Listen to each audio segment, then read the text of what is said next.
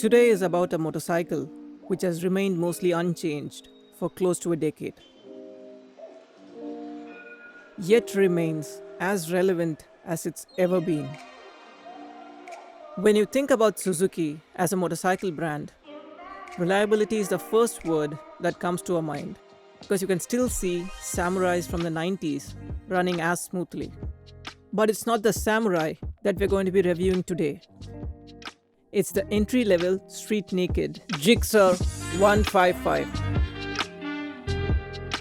I didn't have much expectations from this bike because it last received an update in 2019, which was mostly cosmetic, and the only upgrade in the engine from 2014 was the addition of a fuel injection system.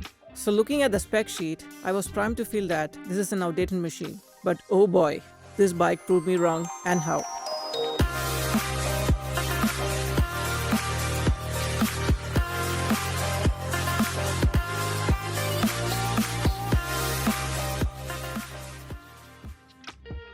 The spec sheet can give you a fair idea, but it's how the bike feels when you ride, which can make all those numbers seem irrelevant. The Gixxer 155 is an underrated bike which definitely deserves more of your attention as well as Suzuki themselves to market it better as a city bike. Let's start with things I like. The air-cooled engine offers both fun and ease within the city. The engine is very tractable with linear power delivery that makes riding in traffic a breeze. The surge comes after the 4000 RPM mark and goes all the way up to the 8000 RPM mark. Below this, the engine is still responsive and can cut through traffic very smoothly, like hot knife through butter. The advantage of having a linear low-end power curve is the predictability it offers when you're aiming for these small spaces within traffic. The 5-speed gearbox feels tactile and they lock onto the right gears with precision. The low-end drivability with this nice gearbox is something that I thoroughly enjoyed. The handling is very direct and can inspire confidence to an extent where you don't have to plan your entry point and exit point when filtering through traffic. Once you get the hang of it, cutting across traffic happens subliminally, and it's so agile that you realize how effortless the dynamics make you feel.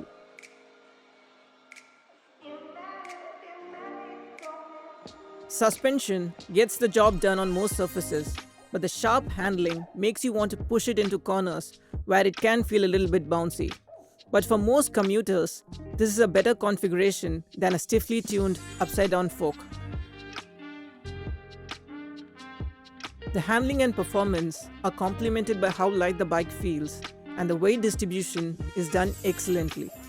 The performance, handling, and weight are the three pillars that make this bike age like fine wine. Front brakes offer decent stopping power, and there's no shuddering when the ABS system engages itself on bad surfaces. It feels assured even when slowing down from 3-digit speeds. The tires provide decent grip, and there were a few nervy situations where the tires didn't let me down even when braking hard. Fuel efficiency is on point with owner-claimed mileage around the 45 to 50 kmpl mark. There are no overheating issues despite being an air-cooled engine, so you don't have to worry about getting caught in Bangalore or Chennai traffic. Let's move on to things not so great or things I dislike. Despite certain cosmetic upgrades in 2019, I personally felt that design is very generic to a point where there are no signature elements to recall the Suzuki design language. The chrome finish on the exhaust looks slightly cheap, and the bike didn't age well with respect to the quality of materials used. In the current day and age, it's almost become imperative to first be a looker and then a performer. The design is neither Gen Z nor traditional, which makes us question who the target audience is. It's high time that Suzuki starts prioritizing design for their budget segment as well. Top-end performance above the 7000 RPM mark is sluggish, and to be fair, it's not built for that. But you should consider it if you want a tour. Holding triple-digit speeds feels strenuous, and it's happy to cruise just around the 80 to 90 kmph mark. Overtaking at higher speeds will further highlight this issue, so just be calm and take it easy on the highway. Foot pegs are placed too low and cornering it aggressively results in your foot scraping against the road. The lightweight nature of this bike makes it less stable on the highway, where wind deflection is also a factor. Also, being a Suzuki, accessories are sparse, and I'm not really sure how you can source and fit luggage onto this. Single channel ABS at this price point is questionable because the competition like the Apache 160, Pulsar N160 are all equipped with dual channel ABS.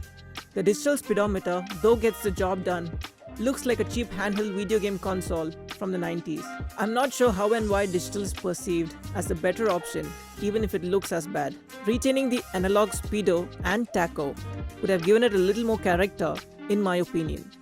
To their defense, they have updated the 2024 models with certain Ride Connect features, which I seriously doubt any of you will be using.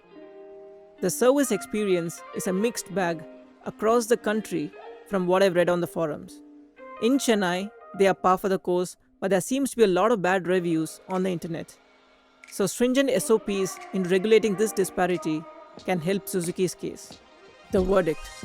In 2024, whether it's about the physical world or the virtual world, like your Meta, Instagram, and YouTube, it's all about impressions. As a product, the impressions, be it positive or negative, lets people recall the brand and voice out their expectations from the brand. This is the problem that Suzuki is currently facing in India because it fails to evoke neither a strong sense of love nor hate, which makes it invisible to most consumers. The Gixxer is a very capable performer and I love riding the bike more than the Pulsar N160.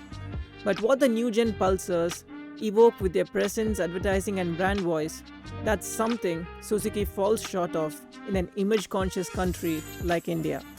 Suzuki needs to take a leaf out of Yamaha's book in the way they launched and positioned an aspirational 150cc track bike like the R15 aimed at young Indian commuters.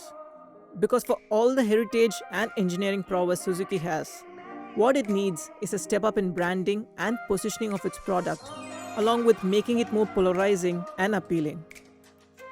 If you're cursing me already and just want the verdict, for an asking price of 1.4 lakhs, the Gixxer faces stiff competition from the Apache 164V, Pulsar N160 and NS160.